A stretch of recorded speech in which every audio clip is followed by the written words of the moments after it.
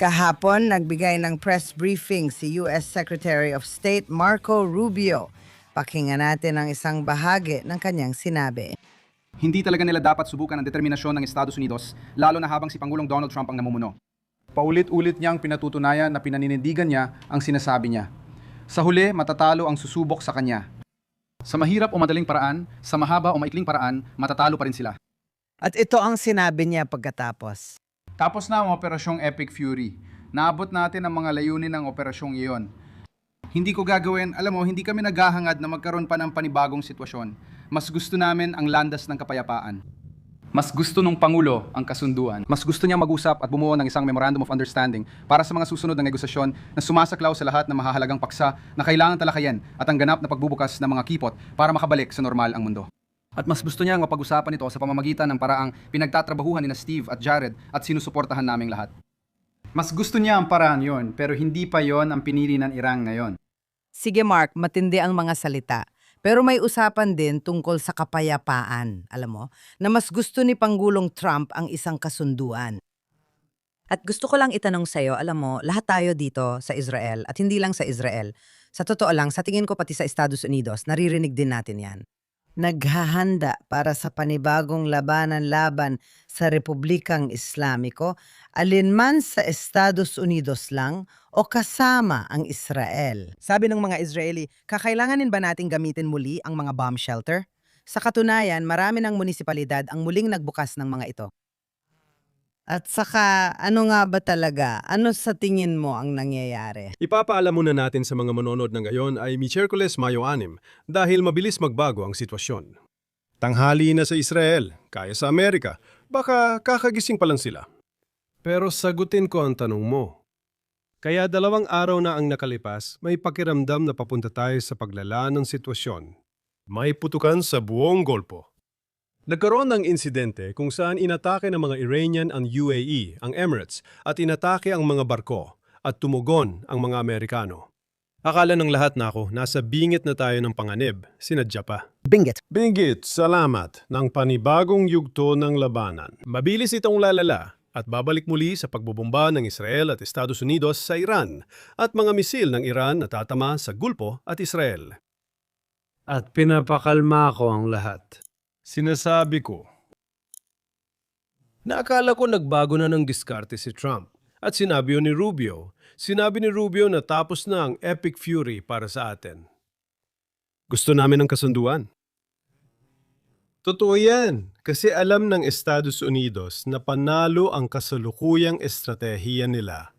Ano nga ba ang estratehiyang yon? Hanggang ngayong umaga, iyon ang alam natin. Pero may blockade tayo laban sa Iran. Wala silang mailabas mula sa bansa. At ayon sa iba't ibang eksperto, alam mo, nawawalan sila ng daan-daang libo. Pasensya na, daan-daang milyong dolyar. Tama ba? Malaking pera ito para sa mga Iranian. Hindi nila maipadala ang langis nila. Kahit di ako inhinyero ng langis, sabi ng lahat, na kapag di nila nailabas ang langis, kailangan isara ang balon nila. Kapag sinara ang mga balon, mahirap na itong muling buksan. Sa madaling salita, ang kanilang ekonomikong infrastruktura ay may hinahabol na oras dahil ang blokadang ito ay nagpapahirap sa kanila. Naalala ko sinabi ko sa iyo nung nakaraan. Akala ko magandang balita ito kasi maraming eksperto sa Amerika at Israel ang nagsasabing mas mahalaga para sa mga Iranian ang pagkontrol sa Gulpo kaysa sa sandatang nuklear. Hawak nila ang choke point ng buong mundo, di ba? Kapag pinutol ang supply ng enerhiya, mas malakas pa ito kaysa sandatang nuklear. Ano ang ginawa ni Trump? Binaliktad niya ang sitwasyon. Kayo raw ang nagsasara ng kipot, kaya siya rin magsasara. Pagkatapos, sinabi ni Trump na tinutulungan nila ang mga barko mula sa ibang daungan, kabilang ang panig ng Gulpo tulad ng Abu Dhabi at iba pa, at pinapayagan nilang makalabas ang mga ito. Kapag pinigilan niyo kami, gagamit kami ng puwersang militar para hadlangan kayo. At naisip ko na yon ay isang estratehiyang panalo, isang estratehiyang talagang panalo. Sabi ng mga tao, hindi raw tatanggapin ng mga Iranian at lalaki ang gulo. Akala namin ganon, pero hindi pala. Ganito kasi yon. Pagkatapos, inihayag niya na ang paggabay sa mga barko palabas ay dahil may mga barkong naipit doon. At sa katunayan, nauubusan na ng pagkain ang mga sundalo. Nanganganib na sila. Mga mandaragat. Mga mandaragat, tama, mga mandaragat. O, lumalabas na ang aking kaalaman sa militar. Ang mga mandaragat ay nasa matinding kagipitan, walang biro. At ang kapansin-pansin dito ay kahapon bago magbigay ng briefing si Rubio. At saka gusto ko lang idagdag na gaya ng alam ng lahat. May mga memes na kumakalat tungkol kay Rubio. Siya na siguro ang may pinakamadaming trabaho dahil laging dinadagdagan ng presidente ang kanyang gawain. At ang trabaho niya kahapon ay humalili kay Caroline Leavitt, ang tagapagsalita ng White House na kakapangalak lang. Kaya nang pumasok si Rubio sa press briefing room, napatawa ang mga reporter dahil parang nahihiya siyang sumilip doon. Dahil alam ng lahat na bukod sa dami ng trabaho niya. Pero lumabas pa ang isa pang viral na video niya sa kasal ng isang kamag-anak kung saan siya ay naging DJ. Isang reporter ang nagtanong sa kanya, anong DJ name mo? Ang nangyari yon pagkatapos ni Pangulong Trump na nasa Oval Office at nagbibigay ng parangal, isang fitness award para sa kabataan. At sa Oval Office, nagsabi rin siya ng matitinding bagay tungkol sa Iran na oo, alam mo, gumagana ang ating blockade pero maaring hindi pa ito sapat dahil hindi katanggap-tanggap sa atin ang kanilang mga kondisyon. At pagkatapos, si kalihim ng depensa o kalihim ng digmaan kung paano mo man siya tawagin, si Pete Hegseth ay nagbigay rin ng talumpate. At ganoon din kay Raisin Kane, muli, matitinding salita tungkol sa militar. At pagkatapos, laking gulat, mga 2 oras matapos ang press briefing ni Rubio, nag-post si Pangulong Trump ng sumusunod sa Truth Sojourn. At hayaan ninyong basahin ko ito para sa inyo. Batay sa kahilingan ng Pakistan at iba pang mga bansa, ang napakalaking tagumpay ng militar na nakuha natin sa kampanya laban sa bansang Iran. At dagdag pa rito, ang katotohanang malaki na ang naging progreso tungo sa isang kumpleto at pinal na kasunduan kasama ang mga kinatawan ng Iran. Nagkasundo kami na habang nananatili ang blockade sa buong lakas at bisa, ang Project Freedom, ang paggalaw ng mga barko sa Strait of Hormuz ay pansamantalang ititigil upang makita kung ang kasunduan ay maaaring matapos at mapirmahan. Kaya, Mark, kailangan kong sabihin sa'yo, sobrang nadismaya at nag-alala ako tungkol sa post na yon. Kasi sa pagkakaintindi ko, ang mga Iranian, kung sino man ang mga leader ng Iran, na gumagawa ng desisyon doon. At alam natin na may mga pagtatalo sa pagitan ng Revolutionary Guards at ng Pangulo. At iba pa. Hindi mahalaga. Palagi nilang makikita ang ganitong pahayag bilang kahinaan. Ano ang palagay mo tungkol doon? Una, nagulat ako sa pahayag na yon dahil akala ko, tulad ng sabi ko kanina, na gusto ng mga Amerikano ng panalong estratehiya. Pinoblockade mo sila at inaalis mo ang blockade sa iba pang bansang nag-e-export ng langis. Sa paggawa nito, naghihirap ang mga Iranian dahil hindi nila maibenta ang langis at bagsak ang ekonomiya kahit bago pa ang digmaan. Ngayon, mas malala na ang kalagayan. Hindi na nila kayang bayaran ang kanilang mga tao o pundohan ang sarili nilang rehimen. Hindi ito pwedeng magtagal, di ba? Akala ko dati, pabor kay Trump ang sitwasyon dahil lahat tukol sa Nobyembre pero hindi kaya maghintay ng mga Iranian. Kaya inisip ko, tuloy ang blockade, tama? Grabe ang tama sa kanila ng military operation. Ngayon, hindi mo na sila pinapayagang kumita. Hintayin mo na lang at panuulin silang maluto sa sarili nilang katas, tama? Akala ko itutuloy mo lang pero naisip ko, bakit na yun niluluwagan ni Trump? Ano bang ginagawa niya? Siya pa rin ang nag-oorganisa para mailabas ang langis ng kanluran, kahit may blockade, di ba? Galing pa sa mga bansang Arabo. At sandali lang, hindi lang langis, pati abono para sa mga pananim. Maraming mga produkto na mahalaga para sa mundo, para sa ekonomiya ng mundo. Oo. Tama! Naisip ko, bakit niya sinusuko ang barahang ito? Kasi alam mo, kaya sasabihin ko sa iyo bilang isang pinuno, bilang isang taong nakatrabaho na ang mga politiko, minsan kapag may sinabi sila, totoo talaga. Sige, kaya posible ba na may narinig siya, gaya ng sinabi niya, na mahalagang bagay mula sa mga Pakistani? na ang mga Iranian ay sa wakas, na ang rehimeng ito sa Tehran ay sa wakas handa nang gawin ang mga uri ng konsesyon na matagal nang hinihingi ng Pangulo. Ngayon, ayon kay Rubio sa link na nakita natin, mas gusto talaga ng Pangulo ang kasunduan at paulit-ulit niya itong binanggit. Hindi siya susuko sa mga pakana ng mga Iranian. Pero gusto niya ng kasunduan na magiging maganda mula sa kanyang pananaw, isang kasunduan na talagang magwawasak sa kanilang nuclear program. Akala ng lahat, kasama dito ang pag-alis ng pinayamang uranium mula Iran papuntang ikatlong bansa at wasakin ang potensyal o kakayahan nilang gumawa o magpayaman ng bagong uranium. Sige. Ngayon, kung bahagi yon ng kasunduan at ang mga Iranian ay sa wakas sumusuko dahil naintindihan nila, di ba, na sila ay nasa, alam mo na, napunta na sila sa wala ng labasan, di ba? Sila ay lubos na talunan sa militar, talo rin sa ekonomiya, at wala na silang hawak na estratehikong daanan, di ba? Inaagaw na rin yon sa kanila. Sila ba ay sa wakas sumusuko na? At mukhang ganun nga sa tingin ni Trump ay may posibilidad na ganon dahil pumayag siya ni pagpaliban muna ang kasalukuyang operasyon para may labas sa mga barko mula sa Gulpo. Bakit pa siya papayag kung hindi ganon? Sige, una sa lahat, isang paliwanag kung bakit siya pumayag dito ay dahil ba sa mga Pakistani na tagapamagitan? Hindi naman kaalyado ng kanluran ng Pakistan, pero madalas purihin ni Pangulong Trump sila. Ganon talaga siya magsalita. Sige. Pero walang duda na sinabi ng mga Pakistani sa kanya, sandali lang dyan. May posibilidad na magkausap o magkasundo. Pero kalokohan lang yon. Bakit kalokohan? Ganito ang paraan ng Islamic Republic para magtagal pa. Binanggit mo ang Nobyembre pero nakalimutan mo itong idagdag. Alam kong alam ito ng mga Amerikano, pero ang Nobyembre ay kung kailan nagaganap ang primerya, ang midterm elections para sa Kongreso sa Estados Unidos. Dahil dito, tinatawag ito ng marami bilang deadline ni Trump. At umaasa siyang makakamit niya ang uri ng tagumpay na gusto niya bago dumating iyon. At sana ay mapalakas nito ang mga Republikano sa kapulungan at Senado. Pero itong totoo. Alam mo, kahit gaano ko hinahangaan si Pangulong Trump, totoo yon at ilang beses ko na rin nasabi.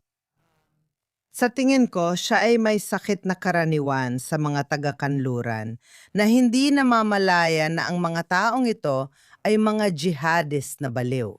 Tinawag pa nga niya silang mga siraulo. Tinawag din sila ni Marco Rubio na siraulo at sinabi ni Pangulong Trump na may sakit sila sa pag-iisip. Kaya naman, naintindihan nila ito sa isang banda.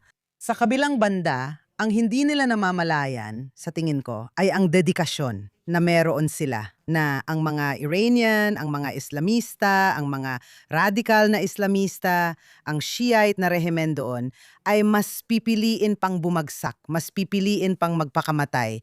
Ngunit hindi basta-bastang pagpapakamatay, kundi pagiging martir para kay Allah. At handa silang isama ang lahat ng kanilang mga tao sa pagbagsak nila. Kaya kapag nakikipaglaban ka, hindi patas ang labanan. At alam din natin na bahagi rin ito ng kanilang hindi lang ito basta estratehiya nila. Ginagawa rin ito ng lahat ng radical na Islamista. Sabi nila, tinan mo ang Quran, pinapayagan kaming magsinungaling para makuha ang gusto namin. Binabanggit ko lang yan sa ibang pananalita, syempre. Yan ang sinasabi nila. Yan ang pinanghahawakan nila. Ngayon, umaasa ako na sa halip na ang paliwanag na ibinigay ko sa iyo na si Pangulong Trump ay naloloko ng Pakistan at pati na rin ng Iran. Umaasa ako na ito ay isang huling paraan para linlangin ang Iran, sabihin na natin, para mapalakas ang elemento ng sorpresa para sa nalalapit na pag-atake. At nung sinabi ni Marco Rubio na tapos na ang Epic Fury, ang ibig niyang sabihin ay yung bahagi ng digmaan, yung bahagi ng operasyon na tinatawag na Epic Fury, tapos na yon. Magkakaroon ng ibang pangalan ang susunod na operasyon. Yun lang. Gusto kong sumagot. Una, interesado akong malaman ang punto mo tungkol sa Pakistan bilang tagapamagitan. Hindi kaibigan ng Israel ang Pakistan. Hanggang ngayon, nakasaad pa rin sa mga pasaporte ng Pakistan, hindi ito parang mula pa sa mga 30 taon na ang nakalipas, na valid ito sa lahat ng bansa maliban sa Israel, tama? Tinatanggihan ng Pakistan na kilalanin ang pagiging lehitimo ng Israel. Tinatanggihan ng Pakistan na magkaroon ng normal na diplomatikong relasyon. May diplomatikong relasyon tayo sa China, Rusya at iba pang bansang hindi maganda ang pakikitungo. Ang Pakistan, tumatanggi pa rin, tama? May ugnayan tayo sa mga bansang Arabo, tama? Ayaw talaga ng Pakistan ng ganoon. Yung mga ministro nila nagsasabi ng matitinding bagay tungkol sa Israel, di ba? At katawa-tawa talaga ang idea na may neutral at tapat na tagapamagitan para sa Israel, di ba? Hindi sila pala kaibigan at noon may connection pa ang security services nila sa Taliban at iba pang Islamic extremist. Sila ay problema. Sa paglipas ng panahon, naging malapit ang relasyon ng Pakistan at Estados Unidos at tinulungan ng Pakistan ang Estados Unidos sa maraming bagay. Noong panahon ng Cold War, kaalyado sila ng Amerika sa Cold War habang ang India ay nasa kabilang panig sa maraming paraan. Sikat ang kwento na, bago ang tanyag na pagbisita ng mga Nixon sa China noong 1972, bumisita si Kissinger sa Pakistan nang gawin niya ang lihim niyang biyahe sa China. Nagkasakit siya sa tiyan at nagtungo sa isang hotel sa bundok. Palihim din siyang sumakay ng eroplano ng Pakistan papuntang Beijing para sa kanyang misyon, kaya may ugnayan noon. Sa pagkakaalam ko, ang mga Pakistani ay parang tagapagdala lang ng mensahe dito. Nagpapasa lang sila ng mensahe sa magkabilang panig. Gaano kalawak ang seryosong impormasyong naipasa nila sa Estados Unidos na napansin ni Trump? At muli, hindi ko pa nakikita o alam, pero para tumigil si Trump, sa tingin ko kailangan itong maging isang bagay na tunay na magpapabago sa takbo ng negosasyon. Nabanggit mo ang Epic Fury. Tapos na ba ito o hindi pa? Akala ko hanggang ngayong umaga na amnestiya ng Amerika ay blockade. Araw-araw silang lalong nahihirapan sa ekonomiya. Pinalalabas natin ang mga barko mula sa gulpo para sa ating mga kaibigan, binubuksan ito, kaya bababa ang presyo ng langis at magdurusa sila habang nagingit-negit. At sa huli, baka magsimula na naman silang magpalala ng sitwasyon. At kung palalalain nila at ako'y tumugon, walang pwedeng pumuna sa akin. Tama ba? Kahit ang mga demokratiko sa Kongreso. Kung magpapaputok ang mga Iranian, ibang usapan na. Kaya sabi ni Hicks kahapon, tuloy pa rin ang tigil putukan. Pero dito, ang ginagawa niya, binibigyan niya ng pagkakataon ang diplomatikong solusyon. Kailangan nating makita, pati na rin ni Pangulong Trump, kung seryoso ito o laro lang ng mga Iranian. Sige, una sa lahat, nagpapaputok na sila. Pinapaputukan nila ang United Arab Emirates. Hindi mula nang ginawa ang desisyong ito. Hindi totoo yan. Kahapon, sa araw na yon, hindi... Ang desisyong ito ay ngayon lang. Ang desisyong ito. Hindi... Hindi. Sabi ko, nagpapaputok sila at hindi sumusunod sa tigil putukan. At sila ang gumagawa nun, kahit ano pa ang sabihin ng mga demokratang politiko na tanga at iba pang mga kaliwa, hindi si Trump ang lumalabag sa kahit ano sa Strait of Hormuz. Internasyonal na tubig yon. Iran ang lumalabag doon. Kaya linawin natin yan. At nung sinabi rin ni Rubio pagkatapos, sabi niya, tingnan mo kung ginagamit nila ang Strait of Hormuz para gawing bihag ang buong mundo. Isipin mo na lang kung ano ang magagawa nila kung may nuclear weapons sila.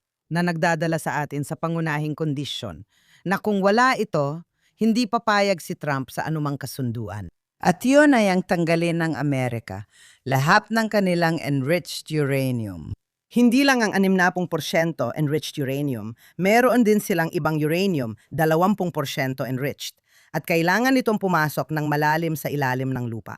Kailangan ito ng seryosong operasyon. Kung iniisip mong kahit sino sa rehimeng yan, kabilang na ang tinatawag na mga pragmatista, ay handang isuko yan, ang tanging alas nila, niloloko mo lang ang sarili mo. At ganon din si Trump. Niloloko niya ang sarili niya.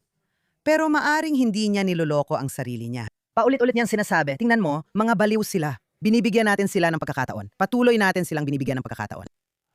Yan ang kailangan nilang gawin, isuko ang kanilang mga sandatang nuclear, itigil ang kanilang terorismo. Pangunahing nakatuon siya sa mga sandatang nuclear. Ngayon, hayaan mong sabihin ko sa iyo ang isang bagay. Totoo, kung patuloy niya silang binibigyan ng tsansa at hinahayaan, magpaputok sa gulpo ng walang parusa.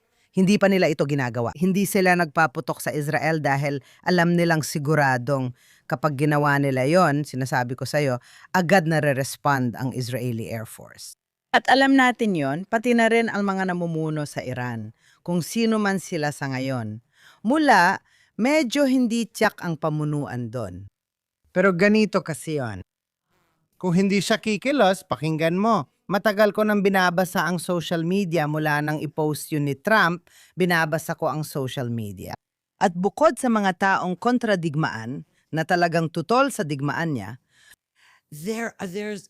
Galit na galit ang mga tao na ginagawa niya ito. Diyos ko, ano bang ginawa mo? Kontrolado mo na sila, nasa kamay mo na sila. Trump, hawak mo na ang Iran kung saan mo ito gusto. At ngayon, nagpipigil ka na. Nakakatawa yan at hindi mo dapat gawin. Sabi ko nga, pakiramdam ko, wala itong kaugnayan sa estratehiyang militar. May kinalaman ito sa pag-iisip ng mga Islamista. At sa paningin nila, wala akong pakialam kung ano ang sinabi nila sa Pakistan. Sa paningin nila, nagpapakita ito ng kahinaan. Ang Amerika o Estados Unidos ang pinakamalakas na superpower sa mundo. Paulit-ulit nilang sinasabi, sige, bibigyan ka pa ng isa pang pagkakataon. Imbes na to pa rin ang pangako, sinabi niya, bombahin na lang natin sila ng todo o katulad na salita. Sinabi niya, sumunod sila o pagsisisihan nila ito. At ngayon, sumunod ba sila? Hindi natin alam. Hindi natin alam ang nasa mark, pero sabi mo sa akin na sinabi nila sa Pakistan na pumapayag sila sa lahat ng kondisyon ni Pangulong Trump. Papayagan naming pumasok ang Amerika at Israel para alisin at lipulin ang lahat ng sandatang nuclear. Hindi na rin kami magpapayaman ng uranium. Pwede ba akong sumagot? Oo, tama ka. Ilang araw lang ang nakalipas, sinabi ni Pangulong Trump na nakatanggap sila ng position paper mula sa Iran at tinanggihan niya ito. Tama? Sinabi niya yon dahil sinabi niya at may kakaibang kondisyon ang mga Iranian. Handa silang buksan ang mga kipot pero isantabi muna ang programang nuclear. Pag-uusapan daw yon sa susunod. Tama lang na tumanggi si Trump. Gusto mo talaga yan. Gusto mong ituloy ang programang nuklear mo. Tama? At ang pagkakaintindi ko sa presidente, tingin ko sang-ayon ka. Sabi niya, tama. Ito ang pinakamahalagang issue, ang programang nuklear, at walang kasunduan. Tama? Maninindigan ako dito, walang kasunduan. Hindi pa ito matatapos hanggat wala kang seryosong konsesyon sa programang nuklear. Yan si Trump. Sa tingin ko, tapat talaga siya at iyon ang dahilan niya sa digmaan. Kung hindi niya makuha ang gusto niya sa programang nuklear, hindi niya masasabi sa mga Amerikano na siya ang nanalo sa digmaan. Kailangan niya makuha ang kailangan niya sa programang nuklear. Sa ibang mahalagang issue, maaari siyang mas maging flexible. Alam mo, kung uunahin ang programang nuclear, sa tingin ko hindi siya pwedeng magkompromiso sa mga isyong yon. At ang pagkakaintindi ko, tama ba, may sinabi ang mga Iranian na nagpaisip sa kanya na seryoso na talaga sila sa paggawa. Ibig kong sabihin, sinabi niya na alinman dito o tama. At binigay na ba nila sa kanya ang ito? Na yon, sinasabi mo. Kailangan mong magduda, bumibili lang ng oras ang mga Iranian. Kaya kung sa loob ng 48 oras ay sabihin ng presidente na hindi ito seryoso, nasuri na ni na Steve Witkoff at Jared ang lahat. At pinaglalaruan lang ako ng mga Iranian, tama ba? Pero ang punto ay kung binigyan nila siya ng isang bagay na pwedeng pagtrabahuan at gusto niyan hikayatin sila. Kaya 2 araw, 3 araw, hindi naman malaking bagay yon. Makipagnegosasyon, ibig ko sabihin, marunong siyang makipagnegosasyon. Talagang humanga ako sa paraan ng pakikipagnegosasyon niya hanggang ngayon, tama ba? At ang negosasyon ay may sarili itong momentum. Kung nanindigan siya sa prinsipyo, baka nakuha na niya ang senyales na sa dami ng pressure, naintindihan na ng mga Iranian. May pagpipilian sila, bumalik sa digmaan na ayaw nila o ituloy ang blockade na masama rin para sa kanila. Ekonomikong digmaan ito laban sa kanila, kaya nasa sitwasyong talo sila kahit alin ang piliin. Pwede kayang may binigay na sila sa kanya na di pa nila sinasabi? Walang paraan. Sa palagay ko, imposibleng ginawa nila yon. Posible na gumamit sila ng mga salita o ang mga Pakistani na tagapamagitan ay gumamit ng mga salitang medyo nakapagbibigay ng pag-asa, okay? Kasi alam natin na ang mga panukala nila ay may kasamang kung ano-anong katawa-tawang kondisyon. Kabilang na ang kompensasyon para sa mga pinsalang dulot ng digmaan. Pero wag muna nating isipin yon sandali. Imposible sinabi talaga nila na, sige, isusuko na namin ang mga sandatang nuclear. Hindi talaga posible. Paulit-ulit, laging nagbabanta si Pangulong Trump pero lumilipas lang ang deadline. Siya kanya ulit binibigyan ng dagdag oras. Hindi ko sinasabing mali siya. Tama ka, mahusay siyang negosyador at ito ang issue niya. Hindi ako naniniwalang susuko siya dyan. Pero ang alam ko rin ay kapag ang mga Islamista, at sinasabi ko yan dahil ganun ang rehimen ng Iran, kapag nakita nila ang ganong asal sa isang negosasyon, ang nakikita nila ay kahinaan ng kanluran, liberalismo ng kanluran. Ang gusto lang natin ay isang kasunduan. Yan ang mas gusto natin. Mas gusto natin ang kapayapaan, ang salitang kapayapaan at isang kasunduan. At bumibili rin sila ng oras dahil pinapanood nila, sinusubaybayan nila ang mga survey ng opinyon ng publiko sa Estados Unidos. At nakikita nilang nagwawala ang mga demokratiko, walang biro tungkol sa digmaang ito.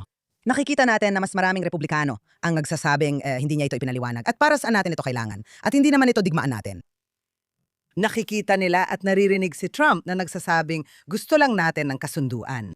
At yon, nagpapalipas lang sila ng oras. Hindi si Trump ang nagpapalipas ng oras. At sa tingin ko, sa aspetong ito, at magaling siyang negosyador, pero sa bagay na ito, hindi ako lubos na sigurado na lubos niyang nauunawaan ang mentalidad.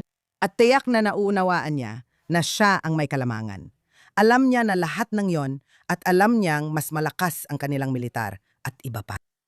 Pero hindi ako kumbinsido na siya ay naunawaan na ang mga ito ay mga taong handang mamatay para kay Allah at pumatay ng kanilang mga tao.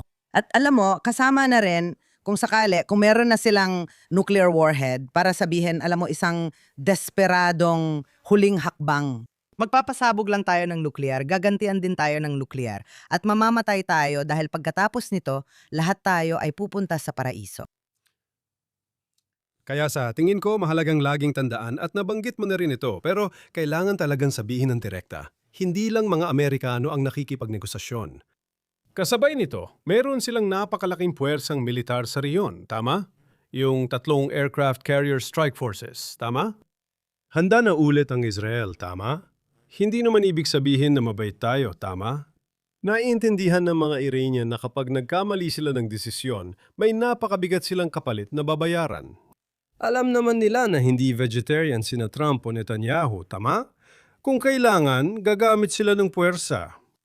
At nakita mo noon sinubukan nilang hadlangan ang paglalayag ng mga barko bago pa itong pinakahuling ginawa ni Trump, alam mo, may agarang tugon at malakas na tugon. At isa yan sa mga dahilan kung bakit sa tingin ko sinabi ni Hexet na tuloy pa rin ang tigil putukan kahit na may labanan sa Gulpo. Para sa akin, ang tigil putukan ni Hexet sa Gulpo ay tulad no sa Lebanon. Hindi totoong tigil putukan, kundi may mga alituntunin sa pakikipaglaban.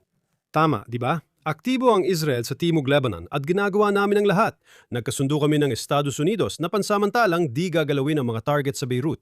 Iiwas muna kami. Pero matindi pa rin ang labanan sa Lebanon at sinisira namin ang mga infrastruktura ng Kizbar. Naisip ko na parang ganun din ang tigil putukan. Magpapatuloy pa rin ang labanan sa Gulpo. Maaring may gawin sila at gaganti kami. Wala namang pag-atake o misil mula Amerika at Israel sa Tehran, tama? May mga bagong patakaran na sa labanan. Lahat ng yan habang may blockade sa Iran na nagpapahirap talaga sa kanila, tama? Kaya akala ko panalong diskarte yon. At kaya sinabi ng mga Amerikano, ayaw nilang bumalik sa malawakang labanan. Babalik lang kami sa labanan kung pipilitin kami ng mga Iranian. Kung tataasan nila, doon lang kami tutugon, tama? Pero sa ganung paraan, may lehitimong dahilan ka para tumugon. Kaya ito ay... Kailangan nating makita kung paano ito mangyayari. Dahil patapos na ang oras natin, Ruthie, at sinabi natin na gusto natin gamitin ang huling 3 o 4 na minuto ng bawat podcast para pag-usapan ang politika. Sinabi mo sa akin kanina na gusto mo magsalita ng ilang salita tungkol kay Benny Gantz. Alam mo si Benny Gantz, interesante siya sa politika ng Israel. Una sa lahat, sa tingin ko isa sa mga bagay na dapat ipaliwanag sa mga tagapanood na hindi pa ito alam ko na marami na ang nakakaalam. Pero ang Knesset, ang parlamento ng Israel, ay may 120 pwesto. Mayroon tayong sistemang multipartido na iba sa Estados Unidos. Kaya si Netanyahu ay pwedeng ulit-ulit maging punong ministro dahil walang term limits. Bumoboto kami para sa partido, hindi direkta sa punong ministro. At siya ang namumuno sa pinakamalaking partido. At bakit ko ito binabanggit? Dahil tuwing ilang taon, may bagong tinatawag na bagong tagapagligtas, kumbaga, napapalit daw sa partido, Likud o si Netanyahu bilang nangungunang partido. At si Benny Gantz ay isa sa mga ito. Sa totoo lang, si Yair Lapid ay isa pa. Dumarating sila, nakakakuha sila ng maraming pwesto sa eleksyon. May eleksyon na halos naging punong ministro na, si Benny Gantz. Malaki partido niya, pero di siya nakabuo ng koalisyon. Kailangan natin ng koalisyon. Nakita na rin natin ito, sa totoo lang, sa Holland, kung saan ang taong may pinakamaraming pwesto ay hindi rin nakabuo ng koalisyon. Iyan si Geert Wilders. At nangyari rin yan sa Israel. At si Benny Gantz na yon, mula siya sa tinatawag na siguradong papalit kay Netanyahu. Ngayon, ayon sa lahat ng survey, bawat taga-suri ay hindi siya aabot sa electoral threshold. At sa totoo lang, sa Israel, ibig sabihin yan, kailangan mo ng 4 na pwesto. Kung mas mababa sa 4 ang pwesto mo, hindi ka makakapasok sa Knesset. Kailangan mo ng minimum. 3% at isang kapat ng boto. Kaya si Benny Gantz ay nahihirapan na ngayon. At ang nangyari, lahat ng tapat niyang tao sa kanyang partido ay magsisilipatan na. Totoo yun. Nakakalungkot makita dahil siya ay isang tao na 2 beses sumama kay Netanyahu sa gobyerno. Minsan nung nagkaroon sila ng rotation agreement nung panahon ng krisis ng corona kung saan sinabi ni Benny Gantz na may pambansang krisis. Kailangan kong sumama sa gobyerno at muli, pagkatapos ng Oktubre 7. Hindi siya kasama sa gobyerno noong Oktubre 7. Naging bahagi lang siya ng koalisyon pagkatapos nito. Hindi siya nasisi sa massacre kasi wala pa siya sa gobyerno noon. Sumali lang siya pagkatapos para tumulong, kaya mataas ang survey rating niya, umaabot ng halos 40 pwesto. Sabi ng lahat, gaya nung sinabi mo dati, tiyak na siya. 2 taon na rin yun, di ba? Siguradong panalo siya sa susunod na eleksyon. At umalis siya sa gobyerno. At tuloy-tuloy na bumaba ang kanyang ratings. At ilang buwan na ngayon, hindi siya umaabot sa cutoff na 3 at isang kapat na porsyento.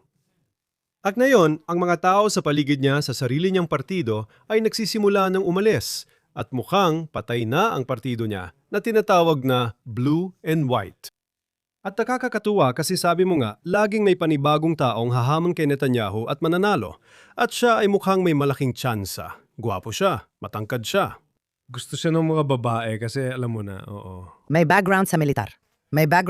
Dating hepe ng militar. Tungkol naman sa taas, maraming pag-aaral na ginawa rito. Sa US, kadalasan sa presidential election, mas matangkad na kandidato ang nananalo.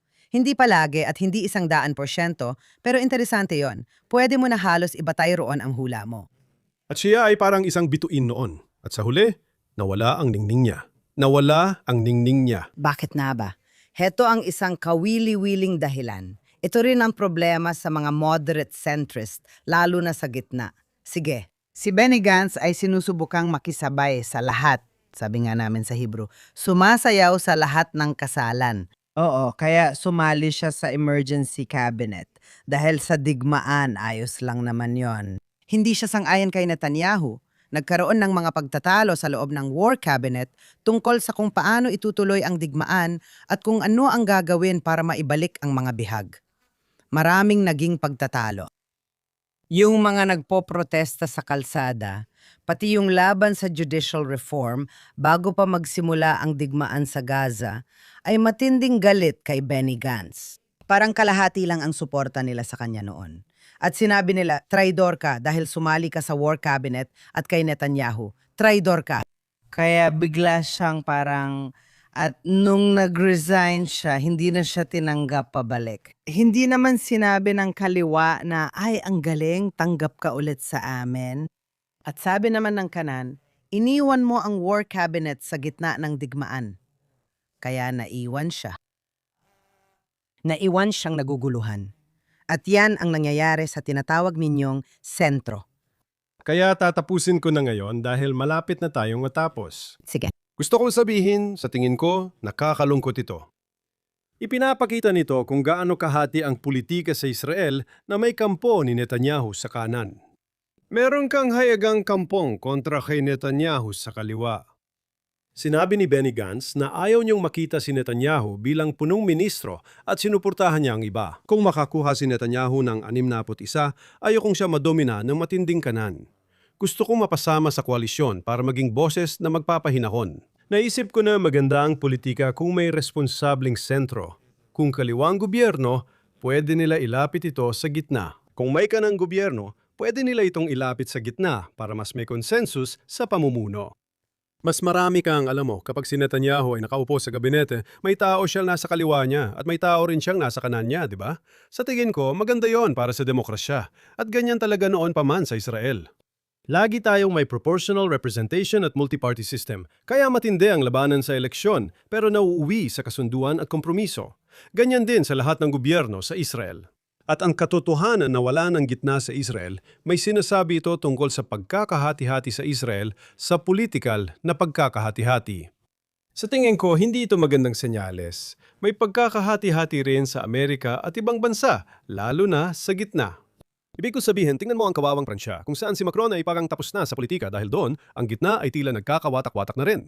Siguro naman deserve yon ni Macron, syempre. Nakakalungkot para sa Israel na walang partidong nagsasabing sila ay moderado at handang makipagkasundo sa magkabilang panig, pero hindi ito sinusuportahan. Sige, para ito sa isa pang usapan. Siyempre, hindi ako sang-ayon sa iyo dyan dahil para sa akin, ang partido ni Netanyahu na Likud ang sentro sa politika ng Israel, hindi ang kanan. Ito ang sentro. At sa loob nito, Ang kanan nito, itinatawag ang sarili nilang kanan. Oh, hindi. Kung pipiliin mo kung saan ka papanig, hindi. Pero sabi ni Netanyahu, kami ang kanan. Ang tanging mga taong tumatawag sa sarili nilang sentro ay mga makakaliwa. Mark, pati sa masayang pahayag na yan, Kailangan nating magkasundo na hindi magkasundo. tama, sabihin ko lang, kung nagustuhan mo, kung nag-enjoy ka sa aming mga broadcast, paki-like at mag-subscribe. At maaari mo ring basahin ang jns.org. Marami kaming magagandang artikulo at DBP. Kaya magkita tayo ulit sa susunod na linggo. Asahan ko yan.